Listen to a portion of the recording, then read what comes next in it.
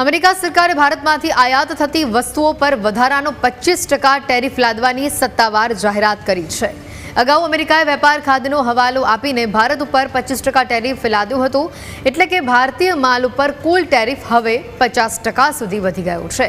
અમેરિકાના સમય અનુસાર ટેરિફની અમલવારી થઈ ચૂકી છે, જ્યારે ભારતીય સમય અનુસાર આજે સવારે 9:30 કલાકથી અમલવારી તેની થશે।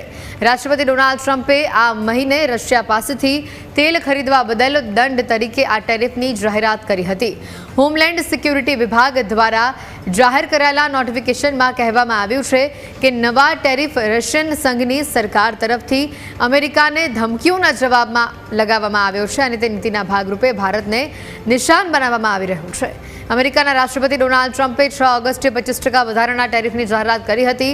આ પહેલા 30મી જુલાઈના રોજ ભારત ઉપર 25% ટેરિફની જાહેરાત કરવામાં આવી હતી।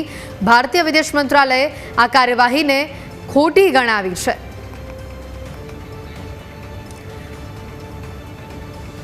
અને આ જ અંગે વધુ માહિતી જાણીએ અમારા સહયોગી યશ આપણી સાથે જોડાયેલા છે। યશ, આજે 9:30 વાગ્યાથી આ વધારાના ટેરિફની અમલવારી થશે। ભારત ઉપર આ ટેરિફ લાગવાથી કેવી કેવી અસરો જોવા મળશે, કયા કયા સેક્ટરમાં તેની અસર જોવા મળશે?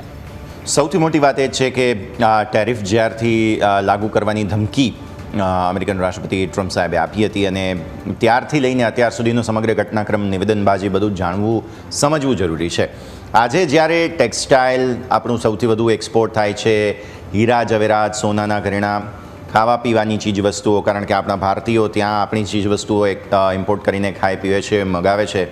આ સિવાય ડેરી પ્રોડક્ટ્સ છે, ઘણું બધું આ ખાવા પીવાની ચીજવસ્તુઓ, બેઝિકલી લાઇફસ્ટાઇલ પ્રોડક્ટ્સ છે, ટેક્સટાઇલ છે, ખાસ આપણું કાપડ ત્યાં બનીને જતું હતું, એ બધું મોંઘું થઈ જશે અમેરિકામાં।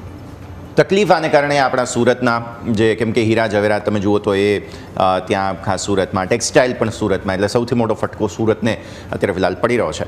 પરંતુ મુખ્ય વાત એ છે કે ટેરિફ લગાવી દીધા બાદ જે અમેરિકાના નાણામંત્રી છે બેઝિન, તેમના તરફથી અમુક નિવેદનો આવ્યા હતા। તેમણે નરોવા કુંજરોવા જેવું નિવેદન આપ્યું। એમણે એવું કહ્યું કે ભારત પર ટેરિફ લગાવવાની વાત જે છે તેના પર ટ્રમ્પ સાહેબ અડગ છે। ભારત પણ પોતાના અમુક સેક્ટરમાં અમેરિકાને પ્રવેશ નથી આપવા દેવા માગતું, તે વાત પર ભારત અડગ છે, એટલે આ પ્રકારની ભડાગાંઠ સર્જાઈ છે। આ સ્ટેટમેન્ટ તો એમણે આપ્યું કે ટ્રમ્પ સાહેબ નહીં ઝૂકે, પરંતુ સાથે સાથે એમણે એ પણ સ્ટેટમેન્ટ આપ્યું છે કે અલ્ટિમેટલી તો ભારત અને અમેરિકા સાથે જ છે, એટલે આ પ્રોબ્લેમનું સોલ્યુશન પણ આવી જશે, પરંતુ જ્યાં સુધી ન આવે ત્યાં સુધી આ ટેરિફ જે છે તે લાગેલા રહેશે। તો આ નિવેદન છે જેના કારણે થઈને આજે ભારત પર અસર પડવા જઈ રહી છે, અથવા તો એમ કહીએ કે પડી ચૂકી છે। અને સાથે સાથે શેરબજારની જ્યાં સુધી વાત આવે છે તો શેરબજાર પર પણ આની અસર પહેલેથી જ પડતી આવી હતી। ઇવન મંગળવારે, કેમ કે બુધવારે માર્કેટ બંધ હતા, મંગળવારે બહુ મોટો ઘટાડો, આ જ્યારેથી અનાઉન્સમેન્ટ્સ આવ્યા છે, નોટિફિકેશન ત્યારે ટ્રમ્પ સરકારનું આવી ગયું હતું, તો મંગળવારે બહુ મોટો ઘટાડો આવ્યો।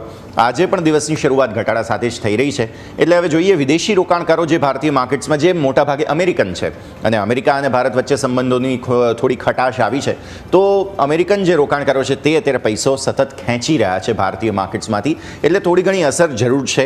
50% ટેરિફની અસર આપણા ટેક્સટાઇલ, ખાણીપીણી અને એક્સપોર્ટમાં જે અમુક ચીજ વસ્તુઓ છે તેના ઉપર સૌથી વધારે પડવાની છે, અને ઇનફેક્ટ પડી રહી છે એમ આપણે કહેવું જોઈએ। અને સાથે સાથે જ્યાં સુધી વાત છે શેરબજારની, થોડી ઘણી કદાચ અસર હજુ પણ આવવાની બાકી છે।